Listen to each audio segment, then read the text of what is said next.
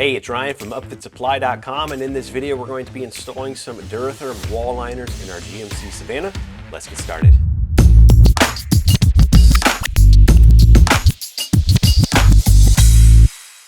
Okay, just a couple of housekeeping things. We are installing this in a 155-inch wheelbase, which is the extended version of this van. The installation is going to be pretty similar for that shorter wheelbase, that 135-inch, as well as in the Chevrolet Express. Those vans are basically the same. Now, we are installing our wall liners first, and usually you want to install, if you're doing wall ceiling doors, you want to install in that order, your wall liners first, then your ceiling liners, and then your door liners last. If you're putting in a floor, also get that put in first before you move on to your wall liners. If you've got an extra set of hands, that will be helpful, but as you'll see, you can do it by yourself. So let's get started by bringing our liners into the van. As you can see, this is a precision cut liner. So it's designed to fit over your wheels, over your little fuel fill section over there as well. Looks like there's two folds in here.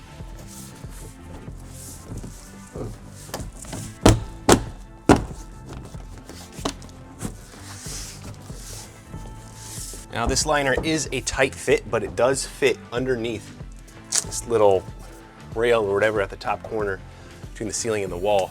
So when you first kind of line it up, it looks like you would maybe go into this. It needs to tuck under there. It is a little bit tighter on the rear here. You're gonna have to do some bending and finagling. It looks like we are stuck. Now there is a harness right here in ours. Ours is modified a little bit from the factory. It does have an aftermarket wiring controller for the trailer hitch. So I went ahead and just pulled these all out.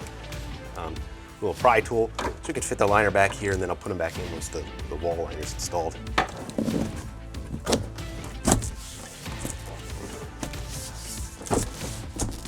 Now this van is a little bit different than a lot of the newer vans. Sometimes the wall panels will have plastic push-in clips with a hole that already exists in the wall. But this van, as you can see over on this side, doesn't have anything like that. So they give you these self-threading screws. It's got a white head on it to match the liner. And there's pre-drilled holes where all your screws are gonna go. So those are safe locations and where you can put these screws in. Now, Legend just came out with these newer design screws, and there's a little collar or spacer built into the head, or I don't know what you call that part of the screw, that basically stops you from over screwing these into the sheet metal and really pinching the liner and so on. So that's a nice little feature addition there from Legend. You just need to be careful putting these in that you don't strip out your sheet metal behind it. And generally you start at the middle of the liner and kind of stretch it out from middle outward.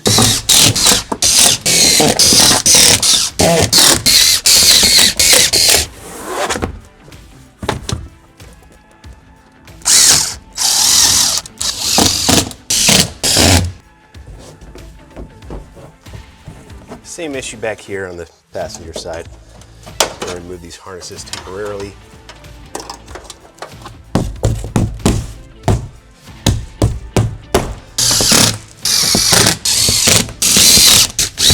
Now, included with the Express Savana kit are two little liners like this that actually go on the rear door frame.